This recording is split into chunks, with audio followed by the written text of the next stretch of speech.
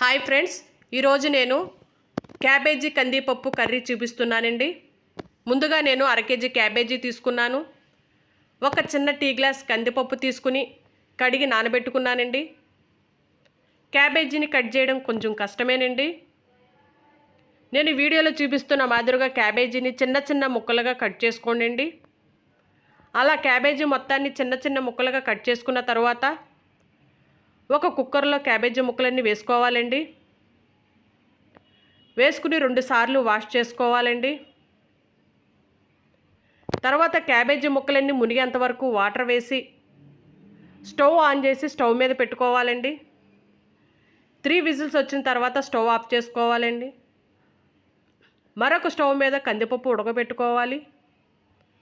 వెడల్పుగా మందంగా ఉన్న ఒక దాకను పెట్టి 3 గరిటెల నూనె వేసి అర స్పూన్ జీలకర్ర, 2 వెల్లుల్లి రబ్బలు, 4 పచ్చిమిర్చి చిలుకలు వేయాలండి. కందిపప్పు వాటర్ ఇనికేంత వరకు ఉడకబెట్టుకోవాలండి. చిన్నగా తరిగిన ఉల్లిపాయ ముక్కలు వేసి అర స్పూన్ అల్లం వెల్లుల్లి పేస్ట్ వేసి పచ్చి వాసన పోయేంత వరకు ఫ్రై చేసుకోవాలండి. ముందుగా మనం ఉడకబెట్టుకున్న కందిపప్పులో వాటర్ ఏమాత్రం ఉండకూడదండి. మొత్తం డ్రై అయ్యేంత వరకు ఉడకబెట్టుకోవాలండి. తర్వాత పచ్చిమిర్చి, ఆనియన్ అన్నీ పచ్చివాసన పోయేంత వరకు ఫ్రై చేసుకోవాలండి. ముందుగా క్యాబేజీ ముక్కలు ఉడకబెట్టుకున్నాం కదండి, స్టైనర్ తీసుకుని అందులో వాటర్ పోయేంత వరకు ఉంచుకోవాలండి. ఏమాత్రం వాటర్ ఉన్న క్యాబేజీ కర్రీ ముద్దలా ఉంటుందండి. వాటర్ మొత్తం పోయిన తర్వాత కర్రీలో వేసుకోవాలండి. అప్పుడు కర్రీ పొడి పొడిగా ఉంటుంది. క్యాబేజీ ముక్కలన్నీ కర్రీలో వేసిన తర్వాత ఒక్కసారి కలుపుకోవాలండి. కొద్దిగా పసుపు వేసి కూరంతా ఒకసారి కలుపుకోవాలండి.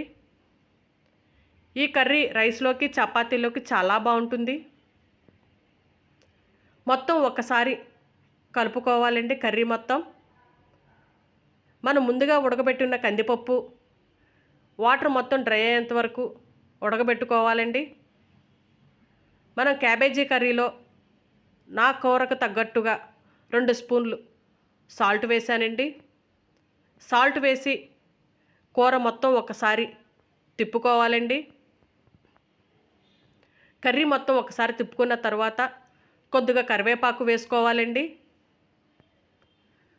సిమ్లో పెట్టి మూత పెట్టి ఉంచుకోవాలండి. మధ్య మధ్యలో మూత తీసి తిప్పుకుంటూ ఉండాలండి కర్రీని.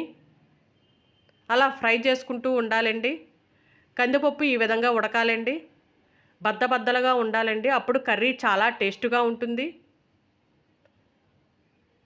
కర్రీలో 2 స్పూన్స్ కారం వేసానండి. కారం వేసిన తర్వాత కర్రీ మొత్తం ఒకసారి కలుపుకోవాలండి.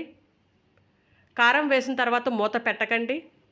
అలా ఫ్రై చేసుకుంటూ ఉండాలండి కర్రీ మొత్తం. మనం ముందుగా ఉడకబెట్టుకున్న కందిపప్పు ఉంది కదండి, అది కర్రీలో వేయాలండి. ఈ టైంలో వేయాలండి, లాస్ట్లో, ముందుగానే వేయకూడదండి. కర్రీ మొత్తం అన్ని ఇంగ్రీడియంట్స్ అన్నీ వేసేసిన తర్వాత లాస్ట్లో కందిపప్పు వేసి ఫ్రై చేసుకోవాలండి. మూత మాత్రం పెట్టకండి, ఎందుకంటే ముద్దలా అయిపోతుంది. అలా కందిపప్పు వేసుకున్న తర్వాత మొత్తం ఫ్రై చేసుకోవాలండి. అప్పుడు ఎంతో టేస్టీ అయిన క్యాబేజీ కందిపప్పు కర్రీ చాలా బాగుంటుంది. ఇది రైస్లోకి, రోటీలోకి చాలా బాగుంటుందండి. ఒక్కసారి ట్రై చేసి చూడండి. బాయ్ అండి.